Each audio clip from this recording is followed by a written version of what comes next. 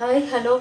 நம்ம இன்னைக்கு ஸ்ரீலங்கனோட பால்கறி தான். நம்ம முருங்கைக்காய் பால்கறி பார்க்க போகிறோம்.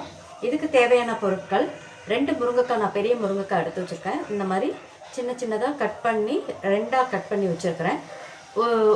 ஒரு 50 சின்ன வெங்காயம், ஒரு 6-7 பச்சை மிளகாய் கட் பண்ணி வச்சுருக்கிறேன். ஏன்னா இப்போ இதுக்கு வந்து மிளகாப்பொடி வேறு எதுவுமே நம்ம சேர்க்க போகிறதில்ல. இது வெறும் பச்சை மிளகாவில் தான். அந்த தேங்காய் பாலுக்கும் இந்த பச்சை மிளகாய் காரத்துக்கும் ரொம்ப சூப்பராக இருக்கும். இதில் தேங்காய் 1 கப் தேங்காய் எடுத்திருக்கேன். 1 கப் தேங்காயில் நான் அரிசி களைஞ்ச தண்ணியில் தேங்காய் பால் எடுத்து வச்சுருக்கேன். முதல் பால் தனியாக எடுத்து வச்சுருக்கேன். இது 2வது பாலும் 3வது பாலும் இந்த கிண்ணத்தில் எடுத்து வச்சுருக்கிறேன். இவ்வளோ தான் இதுக்கு தேவையானது. இதுக்கு தேவையான இன்னொரு இது பொடி ஒன்று இருக்குது. மெயின் அந்த பொடியும் சேர்க்கணும். அந்த பொடி சேர்க்கும் போது ரொம்ப சூப்பராக இருக்கும். வாங்க இந்த டிஷ் எப்படி பண்ணுறதுன்னு பார்க்கலாம். இப்போ இந்த இதுக்கு இப்போ இந்த ஸ்பூனில் 1/2 ஸ்பூன் வெந்தயம் சேர்த்துக்கணும்.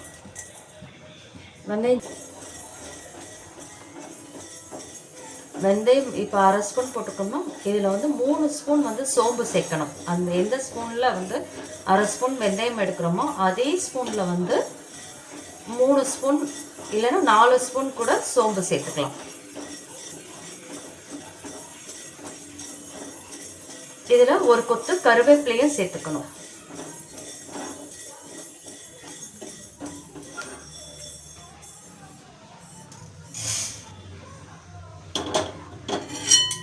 அடுத்தது 3லிருந்து 4 ஸ்பூன் சோம்பு சேர்த்துக்கலாம். 2, 3, 4.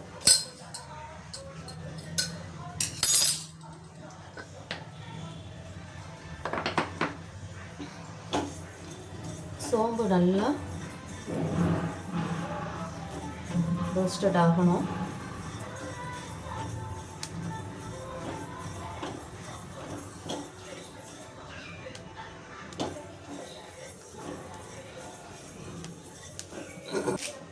ஒரு கொத்து ஒரு 1லேருந்து ஒரு 2-3 கொத்து கருவேப்பிலை போட்டுக்கலாம்.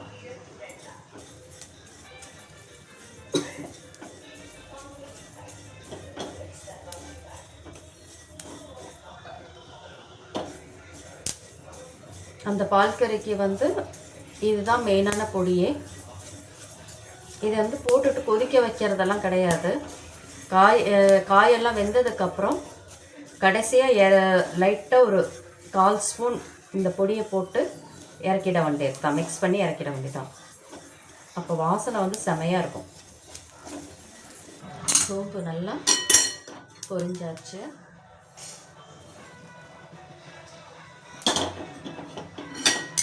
இது பாரட்டும். சைடில் சரியாக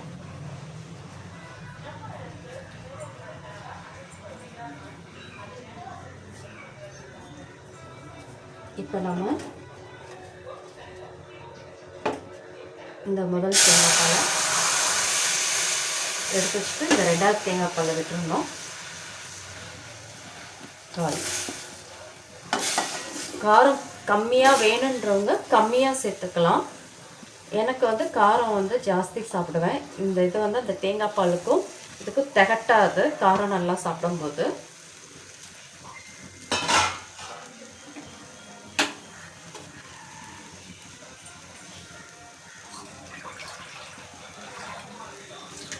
இப்போ இதில் தண்ணி பத்தலை, இன்னொரு கப்பு தண்ணி விட்டுருக்கேன். இப்போ இதில் கொஞ்சம் கல்லுப்பு போட்டுக்கிறேன். உப்பு அவங்கவுங்க டேஸ்ட்டுக்கு ஏற்ற மாதிரி போட்டுக்கோங்க.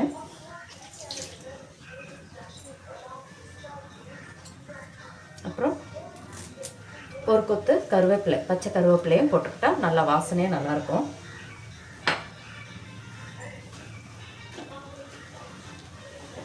இதை நல்லா கிண்டி விட்டுட்டு ஸ்லோ ஃப்ளேமில் வேக விடணும். ஹை ஃப்ளேமில் வச்சுருக்கோம், மூடி வச்சிடலாம். ஒரு கொதி வந்ததுக்கப்புறம் நம்ம அடுப்பை சிம்மில் வச்சு ஒரு 15லேருந்து 20 நிமிஷம். ஏன்னா வெங்காயம், பச்சை மிளகாய், முருங்கைக்காய் நல்லா பஞ்சு போல் வேகணும்.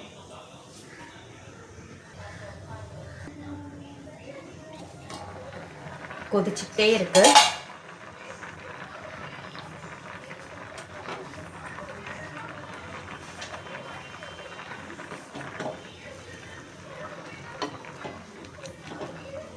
இதை காய், வெங்காயம், பச்சை மிளகாய் எல்லாம் நல்லா கொலைய வேகணும். கொலைய வெந்து அந்த இது வந்து தண்ணியெல்லாம் வற்றணும்.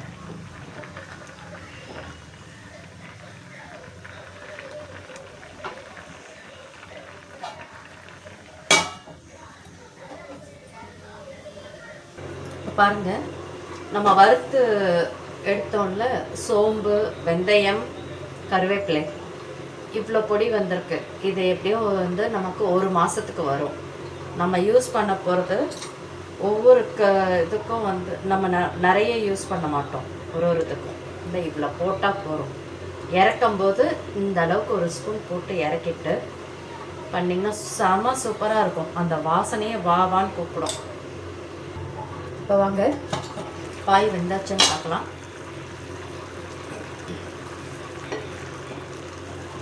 இங்கே பார்த்தீங்களா, எந்த அளவுக்கு வெந்து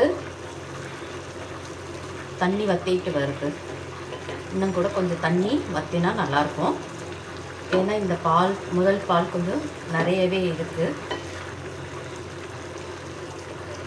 காரம் மட்டும் அவங்கவுங்க, காரமும் உப்பு மட்டும் அவங்கவுங்க தேவைக்கு ஏற்ற மாதிரி போட்டுக்கோங்க. எனக்கு இதில் காரம் வந்து ரொம்ப பிடிக்கும்.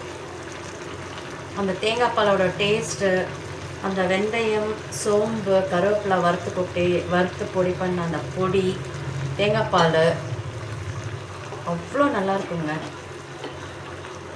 உப்பு காரம் மட்டும் பார்த்துக்கோங்க.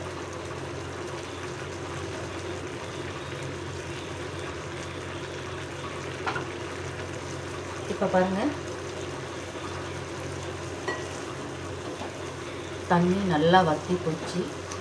காயும் நல்லா வெந்துருச்சு பாருங்கள். நம்ம ஊற்றினது எல்லாமே அந்த ஃபஸ்ட்டு பாலை மட்டும் தான் நம்ம எடுத்து தனியாக வச்சுருக்கோம். செகண்ட் பாலும் தேர்ட் பாலும் தான் விட்டு வேக வச்சுருக்கோம். பாருங்கள், காய் எவ்வளோ குழஞ்சி வெந்திருக்கு பார்த்தீங்களா? இந்த அளவுக்கு வேகணும். இப்போது ஃபஸ்ட்டு தேங்காய் பால்,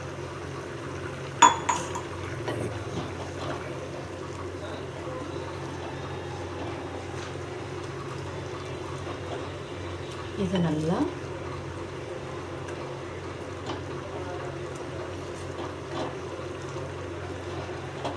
இது டேஸ்ட் அவ்வளோ சூப்பராக இருக்குங்க. காரம் சாப்பிட்றவங்களுக்கெல்லாம் இது ரொம்ப ரொம்ப நல்லாயிருக்கும். காரம் கம்மியாக சாப்பிட்றவங்களுக்கு காரம் கம்மி பண்ணிக்கலாம். இதோட மெயின் ஹைலைட்டே வந்து இந்த பொடி தான். இந்த பொடியை மட்டும் நீங்கள் செஞ்சு வெளியிலே வச்சுக்கலாம். ஃப்ரிட்ஜில் வைக்கணும்னு அவசியம் இல்லை. 1 மாதத்துக்கு உள்ள பொடி. ஏன்னா நம்ம வந்து டெய்லி வந்து இந்த கறியெல்லாம் செய்ய போகிறதில்ல, ஒரு சில நேரத்துக்கு. அப்போ இந்த 1 மாதத்துக்கு இந்த இந்த அரை ஸ்பூன் சேர்த்தாலே இது 1 மாதத்துக்கு வரும் கண்டிப்பாக. நம்ம பருப்பு கறியெல்லாம் செய்யும்போது அதில் ஆட் பண்ணோம்னா செம்ம டேஸ்ட்டுங்க. இதில் அந்த வாசனையும் வான்னு கூப்பிடும் சாப்பிட்றதுக்கு.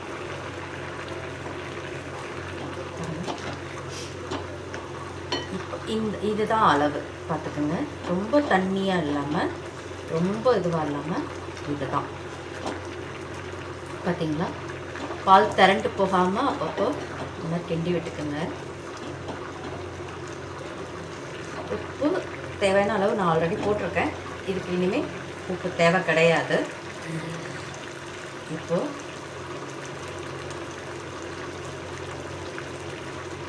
இந்த அரை ஸ்பூன் அந்த வெந்தயம் பெருஞ்சீரகம் பொடி, கருவேப்பிலை இன்னும் கூட கொஞ்சம் போடலாம். என்கிட்ட கருவேப்பிலை இல்லை இப்போ பொடி பண்ணுறதுக்கு. அந்த அளவுக்கு தான் இருந்தது. அந்த அளவுக்கு நான் பொடி ரெடி பண்ணியிருக்கேன். பார்த்தீங்களா, இதுக்கு தாளிப்பே தேவையில்லைங்க. ரொம்ப ரொம்ப சிம்பிளான இது. தேங்காய் பால் எடுத்து வச்சுட்டோம்னா போதும்.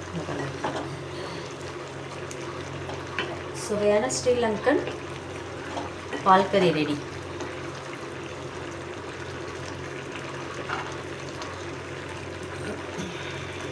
இப்போ அடுப்பு சிம் பண்ணிடலாம்.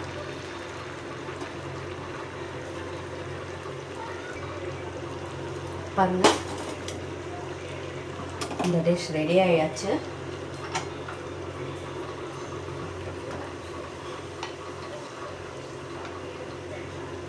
இப்படி வச்சு அந்த திக்னஸ் பார்த்தீங்களா, இதுதான் இதோட அளவே. இது கூட தக்காளி பருப்பு ரசம். இந்த வீடியோ பிடிச்சிருந்தா லைக் பண்ணி ஷேர் பண்ணி மறக்காமல் கமெண்ட் பண்ணுங்கள், சப்ஸ்கிரைப் பண்ணுங்கள்.